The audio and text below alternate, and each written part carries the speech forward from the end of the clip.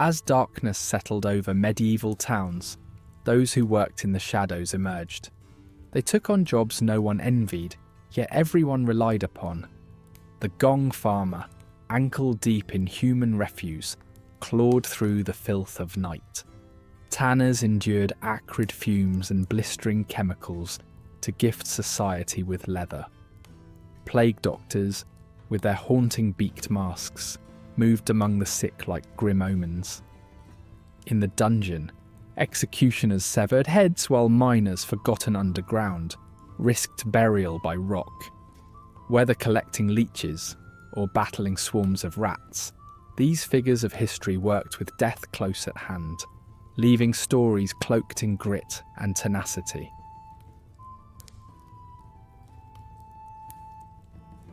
Imagine yourself stepping back into the medieval age, to a place where the air is heavy with the mingling aromas of ripe market stalls and cramped living quarters. Here, in the bustling heart of a growing city, we uncover a tale few dare to explore. Amidst these chaotic scenes lived the gong farmers, the unsung heroes tasked with plunging into the muck of medieval society.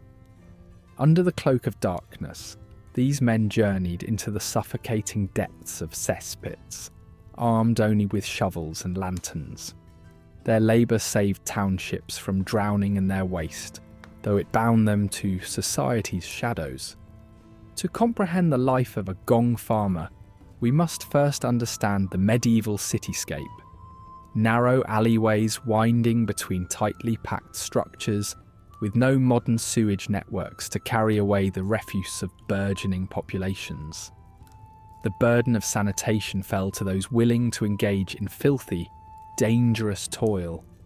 By day, these men went unseen, like ghosts in the light of sunlit streets. By night, as cities slumbered, they rose to clear the cesspits, preventing disease from gaining a foothold. Knee-deep in a vile concoction of human waste, rainwater, and decay, they worked silently, turning the city's waste into a story untold. The hazards faced by these night workers were as pervasive as the odours they braved. Overflowing cesspools during heavy rains could easily become treacherous swamps. Imagine the bravery it took to descend into these dark pits with nothing but simple wooden shovels and lanterns, knowing one misstep could mean a lifetime of pain or an untimely end. The air was thick, the fumes potentially lethal. Many suffered grave health consequences, from respiratory illnesses to infections that marked them as both victims and warriors of their environment. Both life and livelihood were at constant odds. Society's view of these essential labourers was a blend of dependence and disdain. Despite their pivotal role, gong farmers were shunned, seen as tainted by the very filth they dutifully managed. It was an ironic twist of fate that those protecting the public from filth were, in turn, deemed dirty themselves. They were both respected and reviled, a paradox that speaks to the complex social dynamics of their time. Their presence was an unwelcome reminder of the dirt and disease lurking under city life's polished surface. The tools of their trade were basic yet indispensable. Long-handled shovels for scraping sludge, barrels for transportation, and sturdy ropes to ease their treacherous descents. Each tool bore the literal mark of countless battles fought against neglect and necessity. The simplicity of their gear necessitated ingenuity. When breaks or incidents occurred, quick thinking bridged the gap between continuation and calamity, crafting these men into resourceful figures whose survival depended on cunning and perseverance. Layered atop the pungent realities of the work were cultural and religious beliefs framing waste as sinful or devilish. Superstition coloured their existence. Some believed that stench carried divine retribution, while others considered it a purgative confrontation with baser instincts. Caught between guardian and pariah, the gong farmer faced spiritual isolation, as relentless as the physical. They grappled with ideals and fears, mirrored by the piles they carried away, shaping the morality tales of their era through paths untold. Despite playing such a vital role, the economic rewards were paltry, barely enough to support their families. Their efforts stood as a linchpin for urban life, yet their income reflected nothing of that importance. They operated on society's fringes, a grim reminder of an age-old inequity where essential labour receives little reward. The stark reality of their poverty serves as a poignant testament to the age's imbalance, where value and remuneration were discordantly aligned. Over time, traces of their existence seeped into the annals of history. Legal documents, town ledgers, and social edicts all bear witness to the presence of these unsung custodians.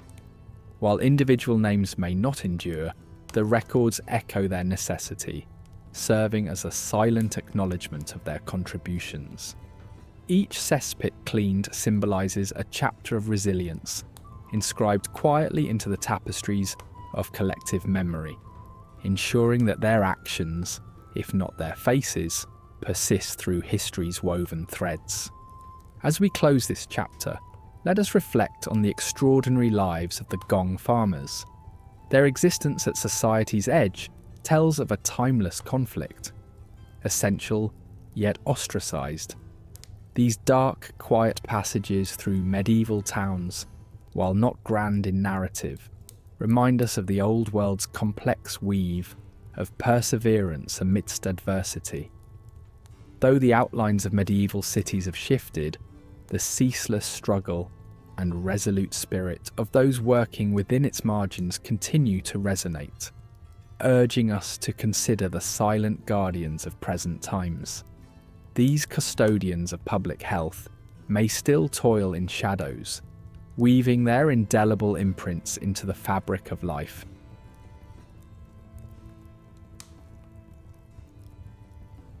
In the medieval world, leather was essential, shaping everything from footwear and armour to book bindings and harnesses. Yet the process of transforming raw hide into usable leather was anything but romantic. Tanners, relegated to society's fringes, toiled tirelessly in this vital craft. They began with animal hides, fresh from the butcher, bearing scratches and patches of fur. The transformation involved an excruciatingly smelly process that started by soaking the hides in a brew of animal feces and urine. This baptism by filth set tanners clearly apart from polite society. The transformation of fresh hides into usable leather was both an art and a trial of endurance. Tanners required strength, handling unwieldy hides through each purification stage. Their workplaces, often remote due to the overpowering stench, lingered like a curse upon the wind. This odour followed tanners home, embedding in their skin, marking them geographically and socially.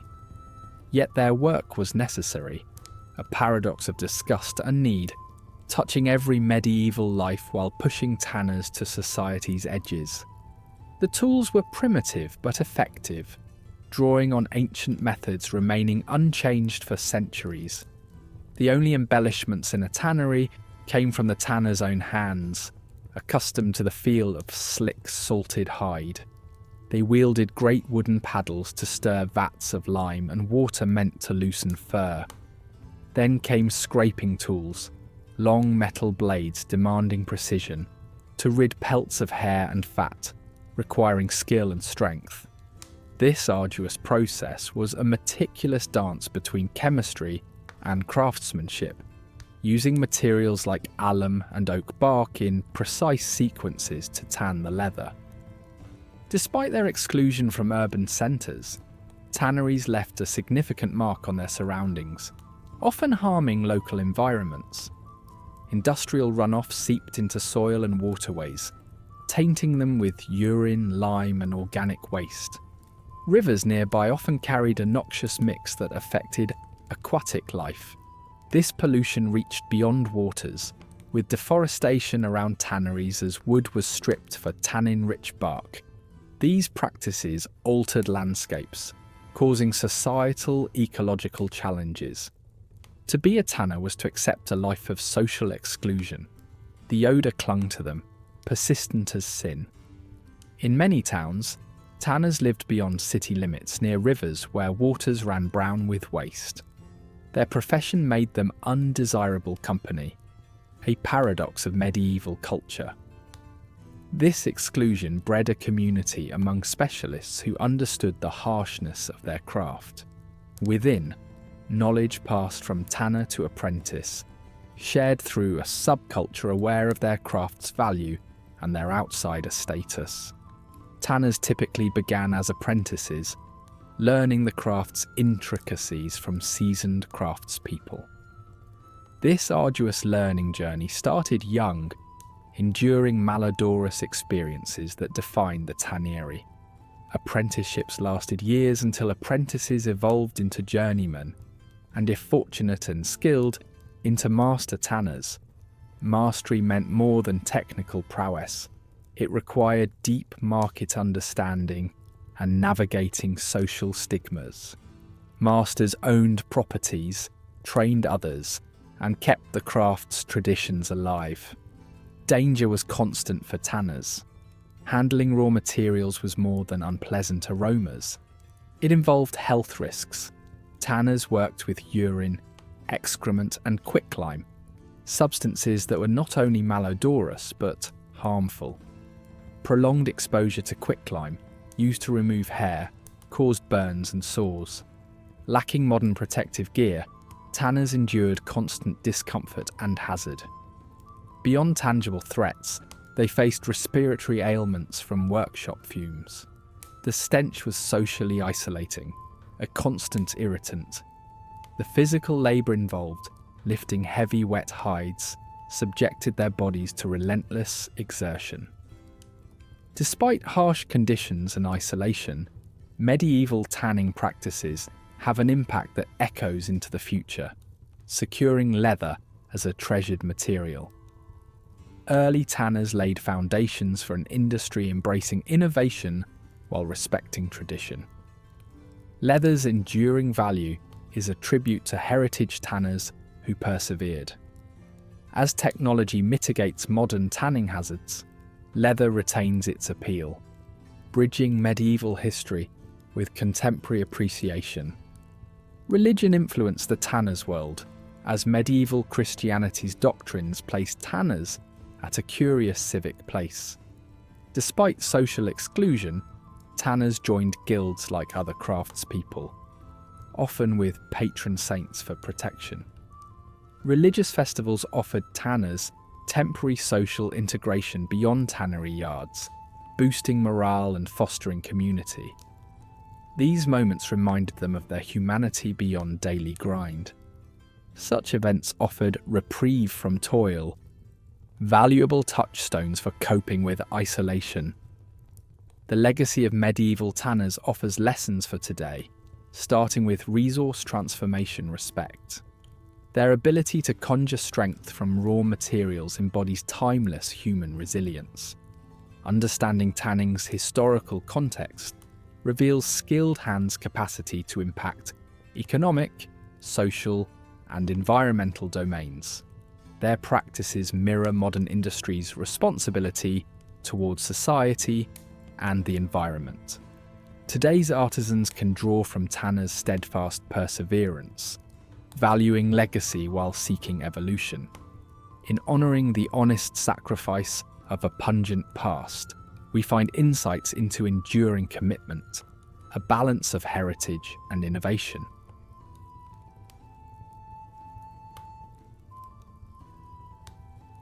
Amidst the dank streets and fevered whispers of the 14th century, a figure emerged from the shadows, both a beacon of hope and an omen of despair. The role of the plague doctor, clad in his eerie bird-like mask, arose not overnight but as a gradual response to the chaotic grip of pandemics like the Black Death. During this era, Europe quaked under the plague's ruthless advance, with a bubonic scourge sweeping across continents and leaving a trail of anguish in its wake. As mortality surged, traditional healers faltered, their methods overwhelmed by the scale of the crisis. From this quagmire of fear and desperation, plague doctors were conceived, a last-ditch effort to bring order to the unrelenting chaos. The guise of the plague doctor, with its iconic beaked mask, stemmed from the miasma theory of disease, which mistakenly attributed the spread of plague to bad air. The masks were stuffed with aromatic herbs, a futile attempt to purify the air and fend off infection. In reality, they offered no protection from the bacteria causing the Black Death, but provided a psychological barrier, a sense of action in the face of helplessness. This haunting visage, both feared and revered, became a macabre harbinger, a symbol that death had arrived. Their costume, comprising a waxed fabric coat, a wide-brimmed hat, and that infamous mask, was an alchemy of function and folklore, designed to protect while perpetuating an aura of enigma. Every part of the plague doctor's attire served a chilling purpose. The wax-coated overcoat offered some resistance to infected bodily fluids, while the broad hat signified their quasi-medical rank, and the cane allowed them to examine patients without direct contact. This accessory, a tool of detachment as much as examination, highlighted their role straddling the line between healer and herald of doom. In this desolate theatre of plague-ravished Europe, these figures moved like spectres, evoking dread in the communities they visited, each appearance a grim reminder of the unseen threat lurking in the air they breathed. The practices of plague doctors, attempting to navigate the blurred lines between nascent science and deep-rooted superstition, were as grim as they were earnest. In a world yet to grasp the concept of bacteria, methods like bloodletting or leeching, rooted in humoral theory, were commonplace. These procedures, misguided and often fatal in themselves, reflected the desperate efforts to restore balance to the ill. Beyond treatment, prevention took precedence. Quarantine became a tool wielded rigorously, isolating the sick and enforcing ruthless measures to stem the tide of infection. It was plague doctors who recorded the grisly toll and, in some bleak instances, sanctioned the burning of infected homes. Yet they were more than their deeds. Their presence alone was often the first confirmation of a plague's incursion. Their fearsome gear and ineffectual remedies made them avatars of anxiety, grim, walking reminders of humanity's fragile grasp on mortality. In employing plague doctors, societies entered a sombre pact, a precarious trade of community survival for the safety of the individual. These doctors, often inadequately paid, faced profound personal risk. Yet, some were drawn to the role out of altruism or the allure of heroic medicine, hoping to ascend socially, albeit with great cost. Their appointment brought a strange mix of power and isolation. Tangible rewards were few, the psychological toll immense, as these doctors navigated scenes of unending agony and desperation, coupled with the isolation that came from being branded as death's emissaries. Communities viewed them with suspicion and reverence, caught in the paradoxical role of guardian and pariah. Interacting with communities, plague doctors faced a fraught relationship, balancing on a tightrope strung between necessity and dread. Their arrival signalled confirmed plague, casting them as ominous figures in the public eye. While fear dictated distance, these doctors served as frail bastions of hope, however cold. This isolation served to thrust them further into their role as the proverbial other, spectres within their territory. This image fed the urban myths that surrounded them, tales that sprouted in panic-haunted minds, accounts of dark powers or concocted potions, fables that veiled the harshness of reality. Across Europe, the role of plague doctor adapted to the shifting sands of culture and calamity.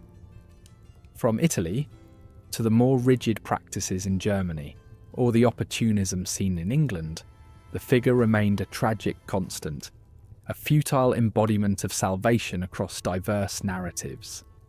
Through the clouds of smoke and superstition, they trudged. Their meticulous records and quarantine measures sowed seeds for public health methodologies of the future. Despite profound missteps, their presence hinted at a nascent understanding of epidemic management, a foreshadowing of the science that was to evolve. Today, the legacy of the plague doctor persists, woven into the cultural tapestry of art and literature. Stylized and symbolic, these enigmatic figures remain timeless monuments, reminders of a time when medicine wore a chilling mask. Their images lurk within cultural memory, a representation of resilience against the very shadow of mortality, and perhaps a testament to humanity's enduring struggle against the dark forces of nature.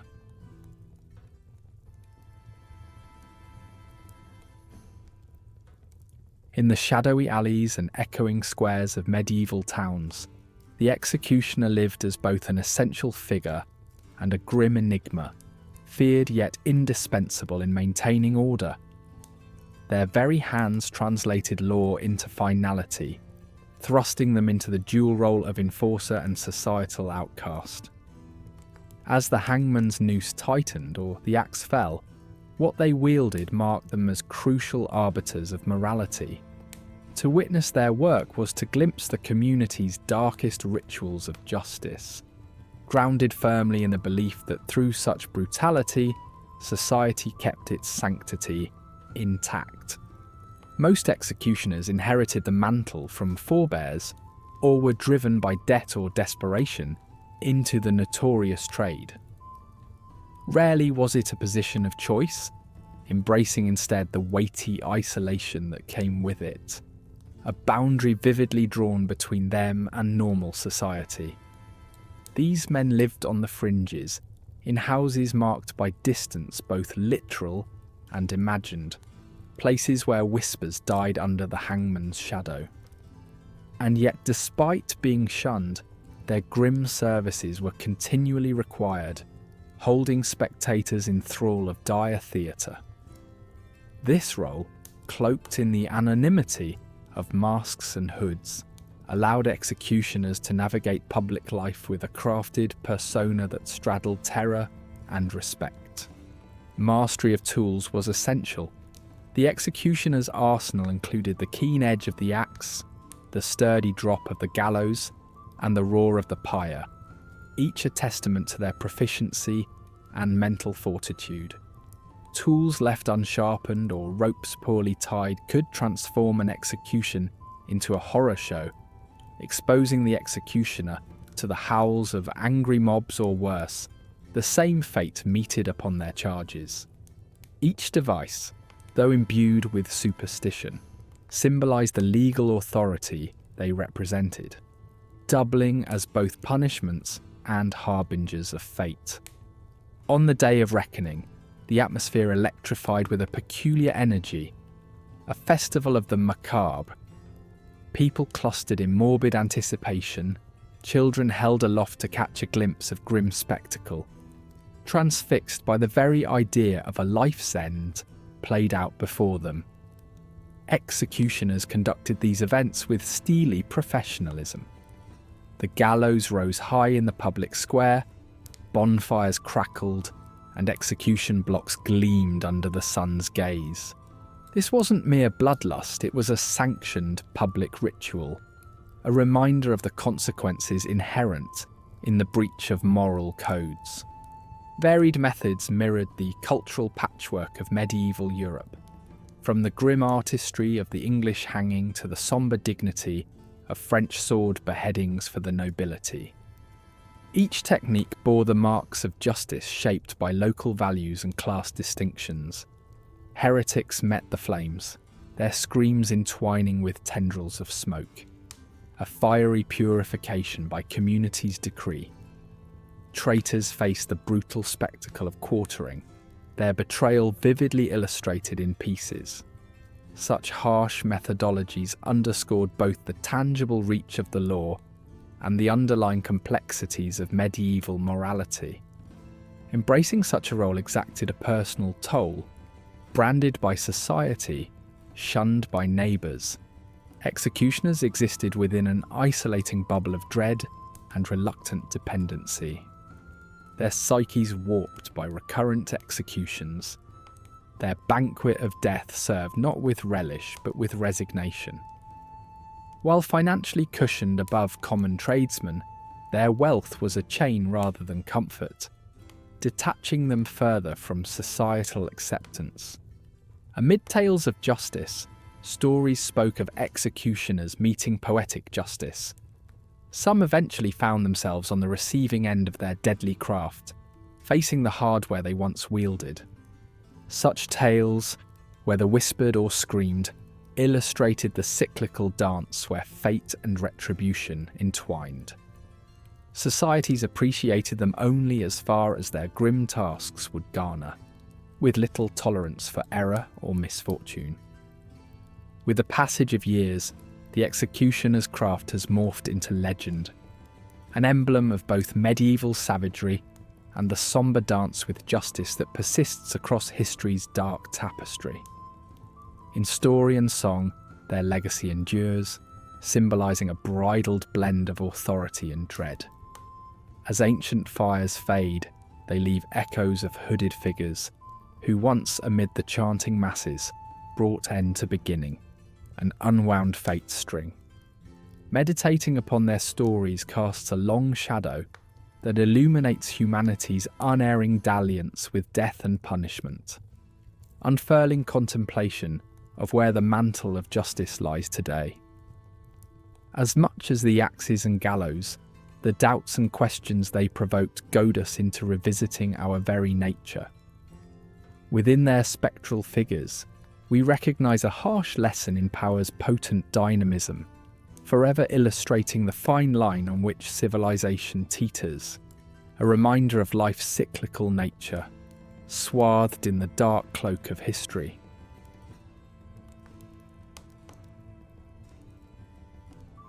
The journey to the depths began with a solemn prayer and farewell as medieval miners prepared to lower themselves into the earth's dark embrace. The entrance, often just a rough-hewn hole, beckoned with both dread and necessity. In a world reliant on metals for currency, weapons and tools, miners were both vital and expendable. Each day these men faced the daunting prospect of descending into shafts as unstable as they were unrewarding. Their descent was fraught with physical and mental challenges, inching down slippery ladders or being lowered by crude, creaking hoists, guided only by flickering candles or meagre lamps. Once underground, the miners toiled in narrow tunnels that resembled a rabbit warren more than a workplace. The crushing darkness and confining spaces were intensely claustrophobic, with air so stale it threatened to snuff out their lights and spirits alike. Isolated from the world above, they relied on hand tools, sweat, and perseverance to carve precious ore from unforgiving rock. Each day, these men faced a brutal choice: dig deeper into peril or return to the surface empty-handed, clinging to the hope that just one more strike might unveil a rich seam worthy of their back-breaking labour. Breathing itself was a hazard in this subterranean world, where dust and toxic gases turned every breath into a gamble. Silica dust, from endlessly striking rock, hung like a shroud in the air, its fine particles insidiously embedding in lungs, setting the stage for lifelong afflictions. Despite knowing the dangers, miners pressed on, each cough a grim reminder of the high cost of the riches above. Stone powder settled on hair and clothing, forming a chalky layer that suffocated and tormented. Invisible enemies lurked, choke damp and fire damp, invisible gases that could suffocate or explode without warning. Stories often circulated of men who narrowly escaped such disasters, tales of ghostly blue flames flickering across ceilings, a spectral herald of doom. Miners developed a sixth sense for survival, attuned to the slightest change in air pressure or temperature that signalled danger. Yet, despite all caution, nature sometimes proved unpredictable, leading to tragedies that left whole communities mourning. Understanding that each lost life was the grim price for the metals that supported their world. Clad with only rudimentary tools like heavy picks, hammers and chisels, miners waged an unforgiving battle against the earth. These tools, as primitive as they were essential, offered little room for error or fatigue. A miner's hammer was an extension of his own resolve, breaking stone and coaxing minerals from their hidden veins. Each strike was deliberate, a calculated risk in the relentless rhythm of labour that resounded through the tunnels, echoing the heartbeat of the mine as men worked tirelessly, muscles straining with every swing. Injuries were frequent, sometimes fleeting, but often reshaping lives. Collapsed tunnels, falling rocks, or an ill-aimed strike could turn routine work into sudden calamity. Medical aid was rudimentary at best, often useless against such trauma. Infections ran rampant, leaving sores open to stone dust, inviting prolonged suffering. Yet, in spite of all injuries, miners bore their burdens in stoic silence, driven by the need to provide for families waiting anxiously above ground. The ever-present water posed another formidable threat. As miners dug deeper, water seeped through cracks, pooling and transforming solid ground into treacherous mud. Primitive pumps were their meagre defence, failing often and leaving them to wade through chilling floods, each step a Herculean effort against muck that threatened to drag them down. Water eroded tunnel walls, creating deceptive paths that could collapse without warning. Stories of miners caught in flash floods whispered in hushed tones. Sombre warnings passed between grim faces by firelight. Enveloped by darkness, miners operated in a realm unchanged and unlit. Candlelight flickered weakly in the subterranean gloom, casting shadows that leapt and danced across the jagged walls, playing tricks on weary minds. The mine was a place where day and night collapsed into one indistinguishable dark shift. Miners emerged blinking into daylight, bearing the shared exhaustion of their toils. This oppressive darkness bred myths and legends, interwoven with reality in the incessant rhythm of picks and shovels. Tales of restless spirits trapped in collapses or drowned in floods circulated as cautionary tales, advising patience and respect for the earth. Superstition guided them, amulets dangling from necks, symbols etched into stone, offerings made in humble barter for safe passage. Stories of daring escapes and miraculous finds became lore, each retelling blurring truth with fantasy. Even amidst these superstitions, miners dug fueled by hopes of prosperity that accompanied each perilous day. Hope was the lifeline driving miners deeper into despair's depths. Every chipped rock held possibility, the promise of a discovery that might transform their fortunes. The pursuit extended beyond mere riches, igniting dreams fueled by conviction. It was the prospect of unearthing wealth, dreams clothed in silver or gold, suggesting a life beyond soot-covered existence, a realm of opportunity. Pockets lined with such findings promised to elevate family stature, opening doors to roles otherwise unattainable.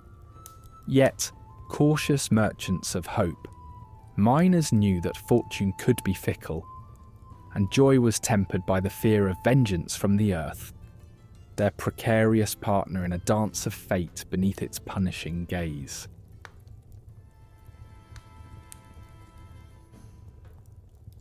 Wading through the squelching mire of marshes, the leech collector embarked on another arduous day. With trousers rolled up and legs bare, she cautiously sensed the murky underfoot, feeling the cold, wet embrace of marsh water seep into her skin. The air was thick with the scent of stagnant water, a mixture of decaying vegetation and fresh mud.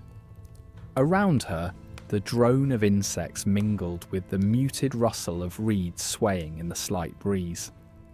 This uncomfortable terrain was familiar to the leech collector, whose livelihood depended on the creatures inhabiting these waters. Despite the conditions, she moved with a practiced rhythm, knowing each step could bring unexpected surprises. As she waded deeper, ripples fanned out from her legs, disturbing the surface that concealed the life-sucking organisms she sought. Leeches, both a curse and a gift, began to sense her presence. Drawn to the warmth of her skin, they fastened onto her, eager to feed, leaving behind barely perceptible pinpricks that bloomed red. Oblivious to the mounting weight of her living cargo, she focused on her task, filling jars with these dark, slithering harvests, each specimen potential income, in a world hungry for their perceived medicinal values. Leeches had carved a place in the annals of medieval medicine, like few others. Blame it on the humoral theory, a captivating belief that health was a balance of bodily fluids. Bloodletting, seen as a way to maintain or restore harmony, found an ally in the common leech. Medieval physicians heralded these creatures as heroes of medicine. Lords, commoners, women in labour, and soldiers endured this bizarre treatment, hoping to cure maladies with remedies tinged with desperation and superstition. The humble leech collector powered the medieval medical machine, supplying the insatiable demand for these creatures. Her jars could end up in prestigious clinics or damply stored in a village healer's hut. Every step she took in her sanctuary held socio-economic importance, knit into the tapestry of medieval health practices. Yet, the unseen bloodletting she endured went largely unrecognised, her craft subsumed into medieval labour's unseen tide. Her existence teetered on a painful paradox, where pain translated directly into profit, albeit meagre.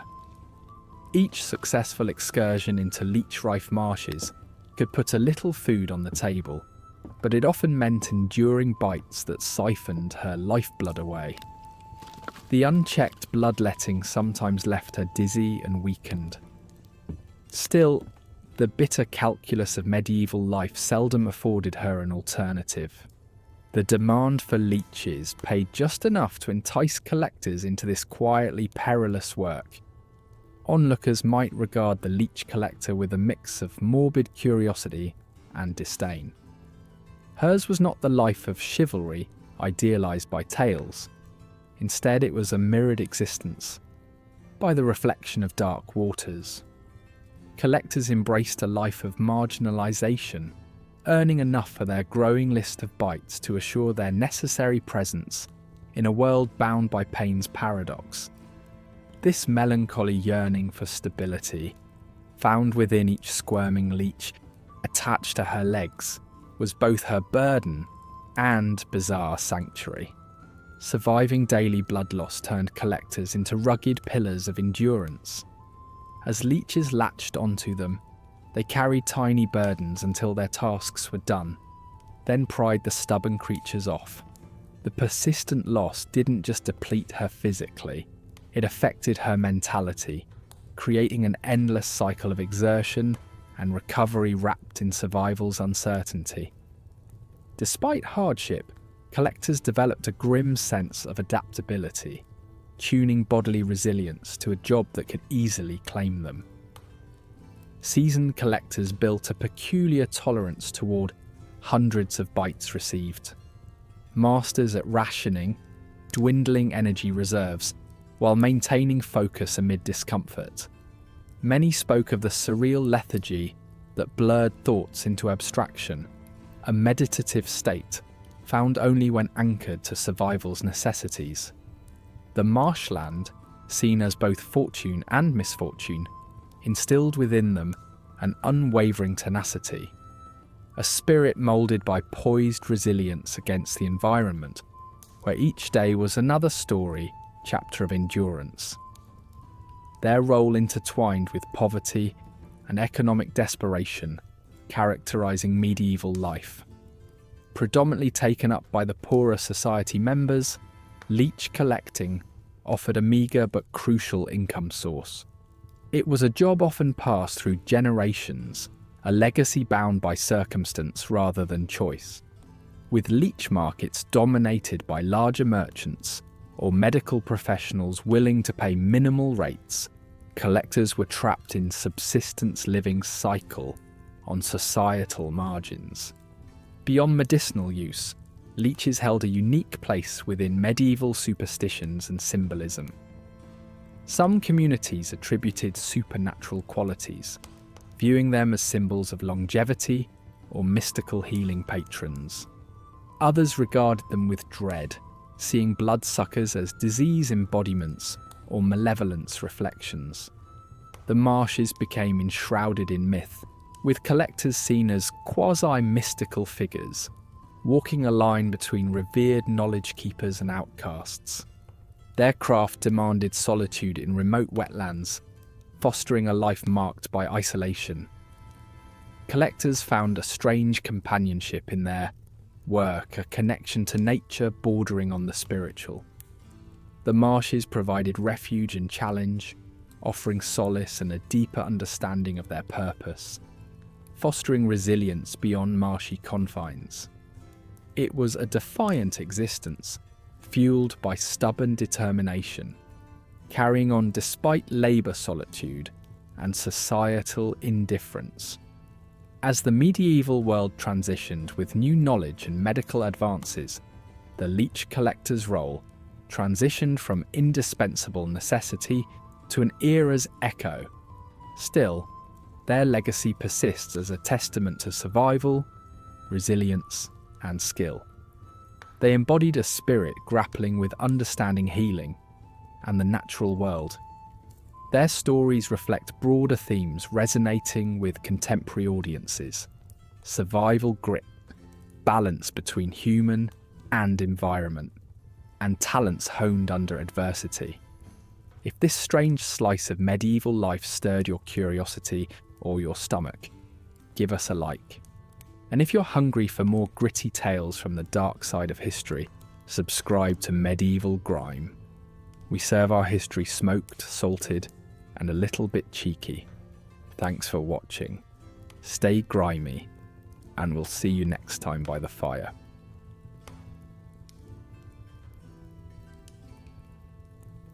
In the misty dawn of medieval Europe, a young boy, often from noble lineage, embarked on the austere path of becoming a squire.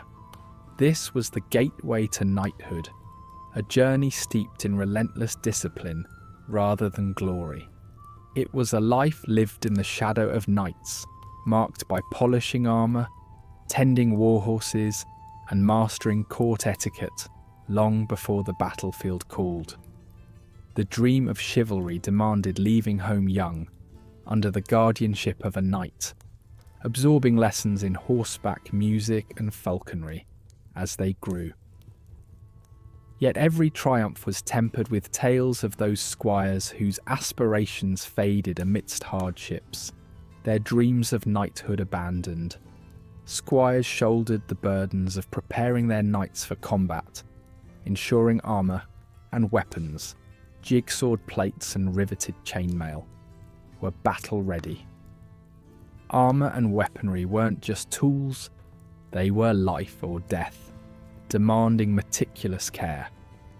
the heavy smell of metal and leather, the constant sounds of sharpening blades, these surrounded a squire's life. They witnessed firsthand the stark reality of warfare, tending to injuries with reluctant hands, aware of steel's cruel bite before ever wielding it themselves. This devotion was as much a rite of passage as a safeguard against the harrowing chaos of medieval combat. Their days revolved around the bond between knight and steed, a dynamic central to a knight's prowess. The squire cared for the majestic creatures, meticulously grooming them, knowing that even a single unmet need could spell doom in battle. Horses were an extension of their knight and demanded unyielding attention. Squires learned to ride them with a seamless blend of strength and subtlety, mastering the delicate, intuitive language necessary for controlling these powerful animals. The unvarnished camaraderie with their steeds echoed the harsh realities lingering outside the serene, straw-lined stables. Amidst castle halls and battlefields alike, the squire lived suspended between peace and war. They bore the brunt of brutal skirmishes, often on the periphery, but never far from the swarm of conflict. They held the double-edged duty of aiding their knight and occasionally stepping into the fray, relaying messages or plucking a fallen comrade from danger. Every battle was a stark teacher, each scar a marker of unforeseen ventures in these violent theatres of chivalric duty. Training consumed their days, hard-won lessons carved into memory through bruises and sweat. Squires sparred with wooden weapons, danced the intricate steps of combat arts, and honed their strategies under the watchful eyes of their knightly mentors. Every mistake was a teachable moment, every success a building block toward knighthood. They wove theory and instinct into a tapestry of nascent battle readiness. Beyond combat, the squire's life was filled with service. Daily chores mirrored the unfaltering tide of discipline, feeding horses, honing blades, organising logistics. Loyalty and resilience moulded these tasks from dreary necessity into a lifelong commitment to chivalric principles. Amongst the smell of hay and sweat, amidst the constant churn of duty, lay the quiet satisfaction of diligence honoured over time. When ready, the squire faced the ceremonial transition into knighthood, a profound rite wrapped in ritual and reverence. Fasting cleansed body and spirit. White robes symbolised the purity of new beginnings. On bended knee, beneath vaulted ceilings echoing with prayer and promise, they received a sword, a spur, a shield, symbols of their noble duty now fully realised. For those who succeeded, this ceremony was not just a rite, but a testament to perseverance birthed from the struggles endured on this arduous path. Tournaments broke the monotony of their lives with roaring crowds and the pageantry of chivalric displays. In these grand events, squires played vital roles, managing the logistics and ensuring the readiness of knights amidst the vibrancy of festival life. They were apprentices in the fascinating world of alliances and prestige, their close proximity to the jousting field spurring countless dreams of heroism. Through every lesson and exchange, squires absorbed the chivalric code, an ethical guide threading their aspirations. They embraced courage, loyalty, courtesy and honour, learning from the knights who walked these paths before them. This code transcended the battlefield, challenging the squires to reflect and grow, its impact echoing far into realms of governance and societal norms. As squires approached the culmination of their journey, moments of reflection emerged between the chaos of duty. Their path was a blend of shadow and light, innocence and tempered resolve, a journey beyond mere roles, alive with every hard-earned lesson, each battle watched, every starlit night. It left a deep imprint, a grounding in honour and courage forever intertwined with the tapestry of their lives. For every night celebrated, countless squires remained in the shadows, witnesses to the noble realities of human experience, where myth and history danced harmoniously to tell their enduring tale.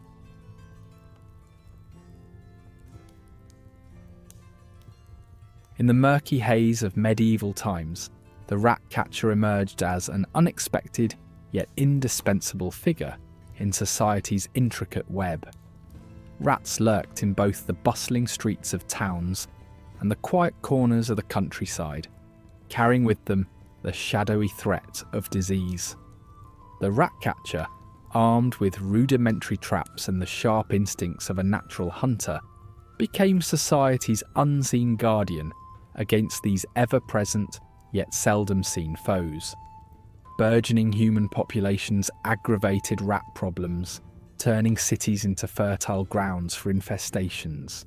These rodents weren't mere grain thieves, they were unwitting harbingers of devastation. Rat catchers, standing at the intersection of life and death, were both vilified for working with such detestable creatures and valued as protectors of public health. The rise of the rat catcher was driven by necessity and a testament to human adaptability.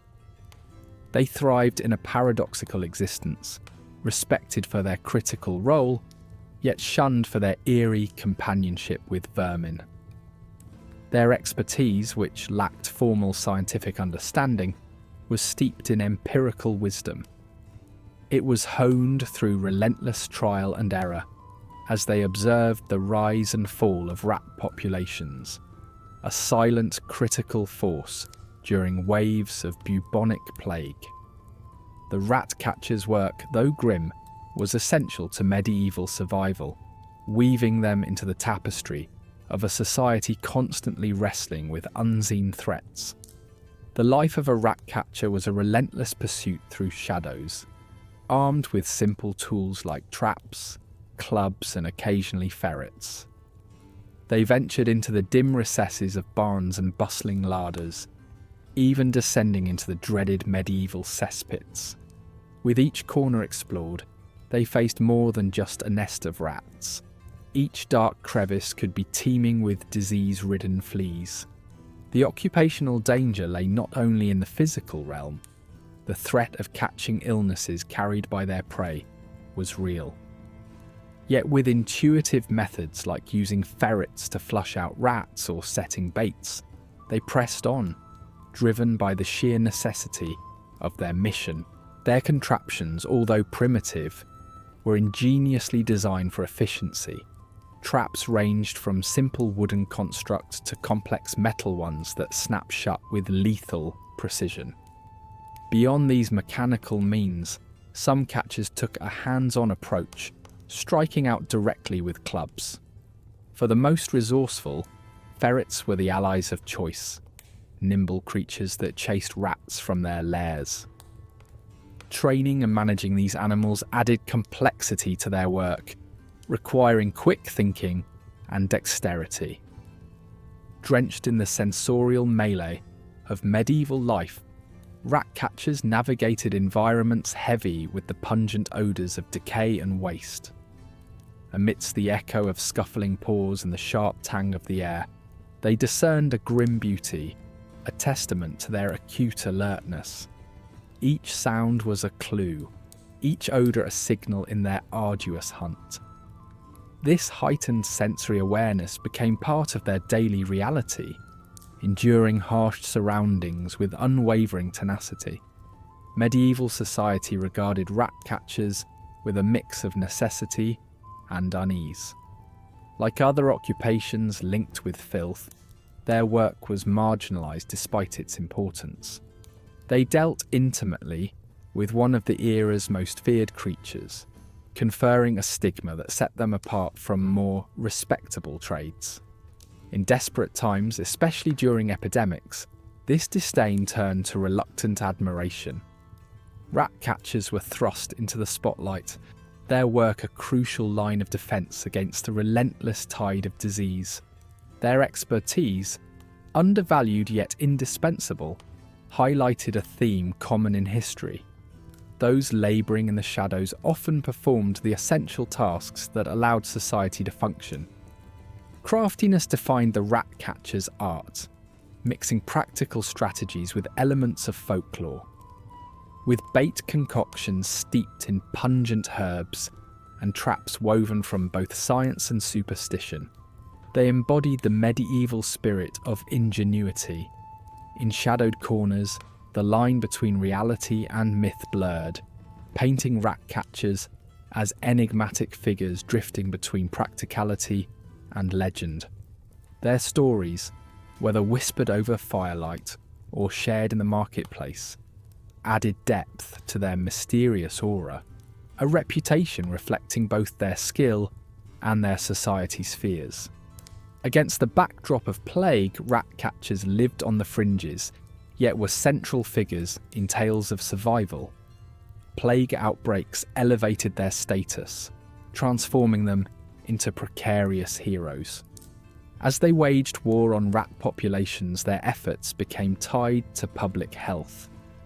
Though their contributions were often overlooked, their knowledge and skills indirectly shaped early epidemiological efforts.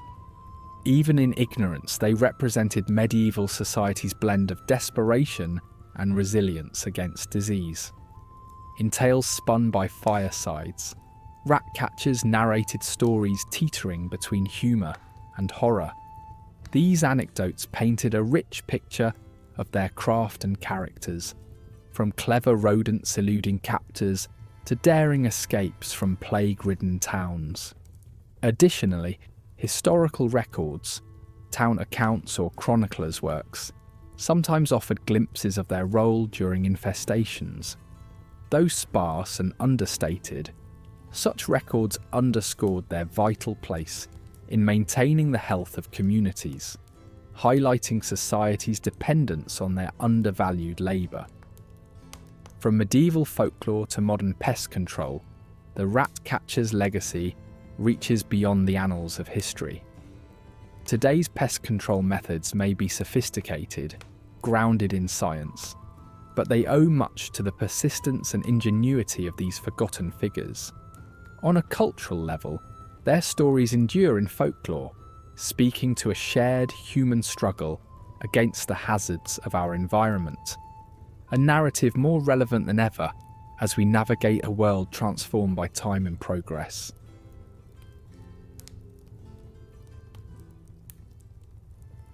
In the medieval world, charcoal was the lifeblood of progress. It fueled the forges where blacksmiths shaped iron into tools, armour, and myriad other necessities of the time. Yet few paused to consider the solitary souls who crafted this black treasure deep in ancient forests, far from bustling towns and villages. These shadowy figures, known as coal burners or colliers, tread the delicate line between fire and survival, casting themselves as phantoms within the woodland depths. As vital as the resource they produced, coal burners were a hidden caste, their lives entwined with the dark embrace of the forest. Living on the periphery of society, coal burners crafted their own world within the whispering woods. Laws and edicts drove them into isolation, creating a class of near outcasts. Encased in smoke and shadows, they transformed timber into life's unofficial elixir, while few acknowledged their toil. Their secluded existence bred a lifestyle as rugged as the oaks towering above, and as filled with peril as the night itself.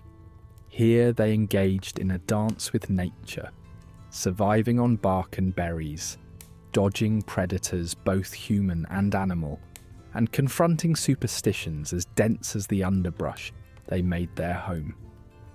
To transform raw wood into the velvety black of charcoal demanded skill honed over generations, with the construction of earthen kilns resembling geometric mounds. Colliers practiced an art of precise timing and control. They coaxed the timber to change state without bursting into flame, tending to each pile with a watchful eye and a strong heart. The balance between combustion and charring was delicate, requiring an understanding of air currents and temperatures. Success meant a hearty reward as the product powered society's hearths, while failure spelled disaster, ashes where riches should have been, or uncontrolled fires consuming the forest in wrathful rage. These labourers bore the marks of their trade, soot-stained hands, calloused from the constant chore of fire building, identified their craft as much as the ever-present smell of smoke that clung to them like an old sullen friend. Villagers, sensing their distinct appearance and robust spirit, both recognised and distanced themselves from these woodland spectres. Despite their crucial role, coal burners remained societal outsiders, needed yet perpetually estranged, embodying the eternal dance between mankind and nature, straddling the line where human ambition meets elemental fury. In a world prone to fanciful beliefs, these artisans occupied an ethereal space in the medieval imagination. Their mastery over fire and wood suggested an alignment with powers beyond conventional understanding, casting them as spirit-touched or even enchanters in whispered tales traded by the hearth. Alone in the gloom, coal burners were prone to visions, both literal and metaphorical, figments conjured by weariness and solitude, dreams blurring reality and the surreal, shaping ghost stories amidst their lonely vigil in the flickering half-light. But their lives were inherently tied to the fickle nature of fire, an ally and adversary. Any lapse in vigilance could lead to catastrophe, transforming the muse into a nemesis, consuming not just labour but life itself. Every successful batch of charcoal was thus a triumph against odds. It was a giddy celebration where fear lurked just beyond the fire's fringes, reminding the burners of their fragile existence couched in the unpredictable forest. Despite their detachment, coal burners wielded community importance, even as social structures kept them at a distance. Villagers reluctantly relied on their craft, a silent acknowledgement of the interconnectedness in survival's precarious dance. Yet the spectral otherness of these forest dwellers prevailed, ensuring that their relationship with town life remained cautious and pragmatic, bound by necessity rather than familiarity. Their world was not solely the domain of men. Women, too, navigated the treacherous paths to mastery. Eclipsed by history, these women inherited the tradition, upholding it with unwavering strength and resourcefulness. Whether initiating their own legacy or continuing as widows, they embodied resilience and ingenuity within the harsh demands of the craft, blurring the lines of gendered roles as they stood beside their male counterparts under the forest's watchful gaze. As time marched onward, the Industrial Revolution heralded the demise of their craft. The encroaching mechanical age, with its new technologies and industrial expansion, ushered in an era devoid of manual craft's intimacy.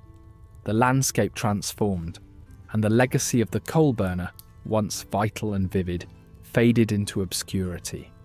Yet, even in modernity's shadow, their haunting presence lingers, echoing through history's corridors in tales like shadows cast long by a dying flame. Their existence was a reflection of human perseverance, a testament to a life lived on nature's edge, shadows forever tied to the spirit of the woods and the fires they kindled so long ago.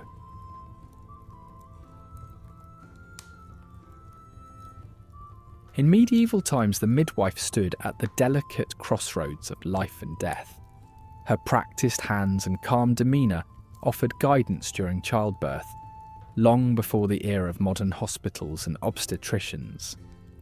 Births usually took place in the dim light of home, where midwives who honed their craft through generations carried forth traditions like sacred incantations. They held a vital, unique position, often the most educated in matters of birth, with knowledge that blurred the lines between practicality and mysticism. As mothers-to-be faced the unknown, the midwife offered both expertise and comfort, a beacon in the chaos of labour. Yet her role stretched beyond helping deliver babies. Midwives were confidants and counsellors, providing guidance throughout the pregnancy. They shouldered an enormous responsibility, one that often meant the weight of blame when things went wrong. A stillborn child or a mother lost to blood loss could quickly become an ominous mark against her reputation. Despite such daunting pressures, midwives persevered, driven by a sense of duty underscored by an understanding of their irreplaceable role. The knowledge these women possessed was steeped in folk wisdom and herbal remedies. Nature served as their apothecary. Forests and fields offered a bounty of herbs like vervain and red raspberry leaf, turned into potions believed to support and soothe childbirth. This practice was a blend of science and superstition, reflecting medieval society's flirtation with the unknown. Herbal brews were just the beginning. Midwives also relied on rituals and charms to guard against the myriad dangers of childbirth. Amulets hung and incantations whispered. They navigated the thin line between medicine and magic, a line as blurred as the smoky air of a medieval home. Childbirth itself was an event surrounded by tradition, a communal experience wrapped in rituals, both sacred and secular. As labour pains began, the birthing room became filled with supportive female relatives, and the air thick with the scent of burning tallow.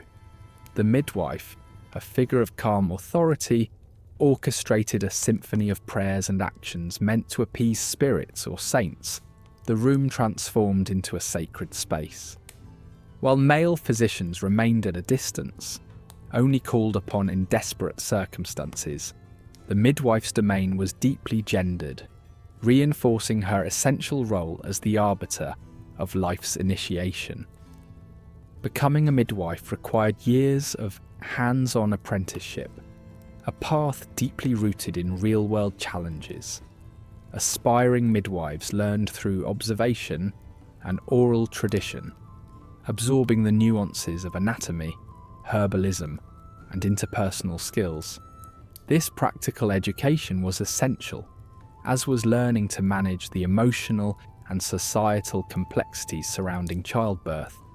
With few written medical texts accessible to women, midwives relied heavily on spoken knowledge, carefully passed down like secrets from one generation to the next.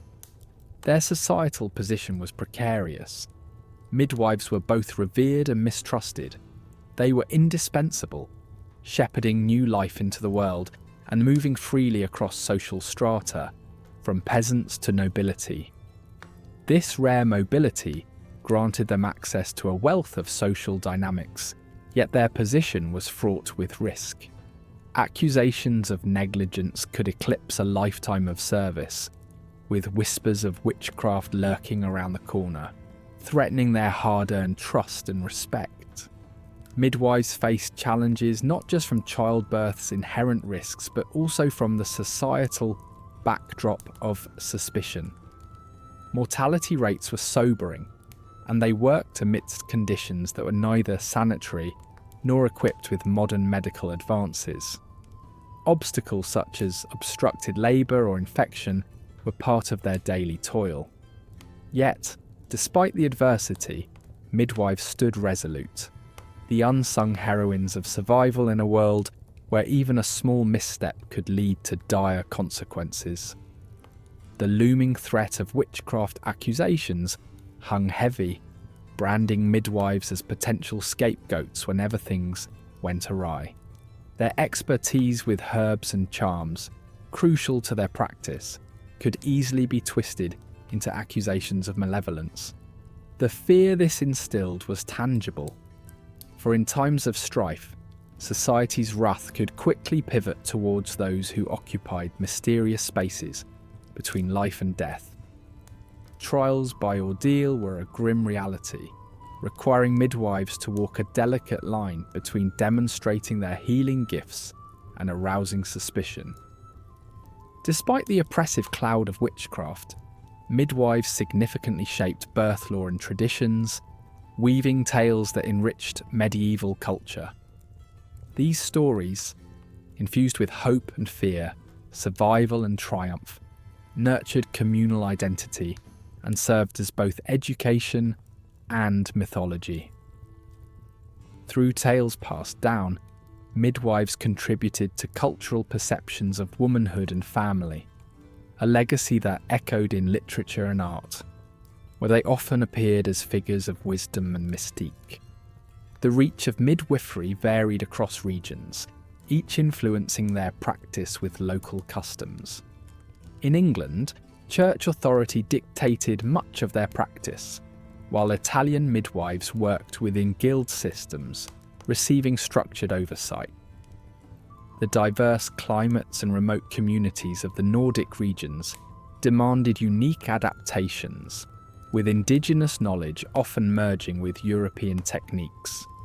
Each midwife's practice resonated with the distinct characteristics of her locale, offering a microcosm of cultural interplay. Over time, the legacy of medieval midwives laid the foundation for modern maternal care. Their approaches, once deemed archaic, have found renewed appreciation in contemporary practice. As midwifery evolved, integrating scientific advances with timeless nurturing, the core mission of guiding life's intersection remained unchanged. This legacy, marked by resilience and adaptability, influenced families and communities across centuries. Through adversity and change, midwives persisted as harbingers of care, bridging worlds of myth, medicine, and maternal devotion, forever etched into the history of humanity.